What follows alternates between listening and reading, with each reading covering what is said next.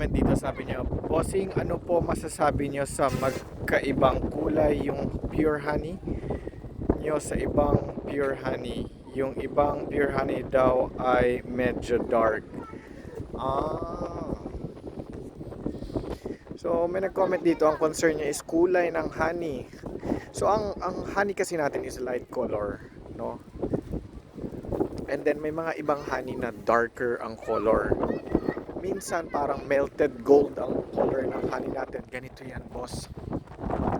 Ang kulay ng honey, magkakaiba talaga yan. Ang amoy ng honey, magkakaiba din yan. Pati ang lasa ng honey, magkakaiba din yan. May mga ibang honey na mild ang lasa, may ibang honey na ang tamis. Ito po yan, boss. I-explain ko po sa inyo. Sana ma-explain ko ng simple at klaro sa inyo, boss, ha? Ang honey, galing yan sa nektarya ng mga halaman. Kumbaga, katas ng halaman. At kada probinsya, magkakaiba ang klase ng halaman. For example, kami, taga-Cordillera kami.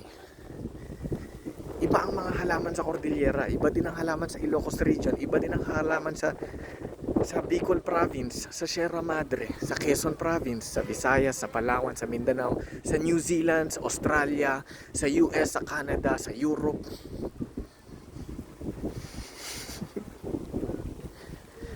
At dun nakabase sa halaman ang lasa ng honey, ang kulay ng honey, ang texture ng honey. May iba malapot, may iba malabnaw. Kakaiba yan. May iba lasang kahoy kasi galing sa tree nectars. Mga niyog, nara, buko.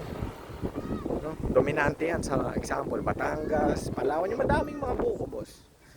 No, ganyan, mga lasa ng honey. May iba naman, very very light. Nakatikim ako, sobrang light ng lasa. Kailangan madami kang ilagay. Example sa tsaa bago magkalasa. Sobrang light. May mga iba naman na parang toyo na malabnaw. Ang sarap. Yun, gusto na ma-check yun. Meron akong kababata, nagtatrabaho sa Australia, nadalaw sila ng New Zealand. Binilhan niya ako ng honey. Pag uwi niya dito sa Pinas, tinikman ko yung honey may pagkalasang apple. Kasi yung pinagbilhan niya ng honey, bee farm yun na malapit sa apple plantation. Magkakaiba yan, boss. Kulay, lasa, amoy, texture. Lahat yan ay nakadepende sa halaman. Kasi ang mga honey galing yan sa halaman. Yan yung mga sinisip-sip ng mga bubulong sa halaman. Sana nasagot ko ng klaro at simple itong katanungan ninyo. Big shoutout sa iyo, Rashid Bongbong. Ingat ka palagi, boss. Hello everyone, sa mga taong gusto ng pure honey, ng raw honey, meron tayo sa Shopee, meron din tayo sa TikTok Shop. Cash on delivery tayo sa buong bansa, Luzon, Visayas at Mindanao.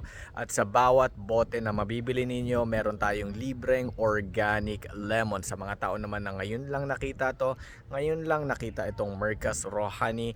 Igorot kami from Cordillera Region, doon galing yung honey natin, doon din galing yung mga lemons natin, yung mga organic lemons, and we are from Cordillera Region. Just a quick video. God bless everyone. Take care.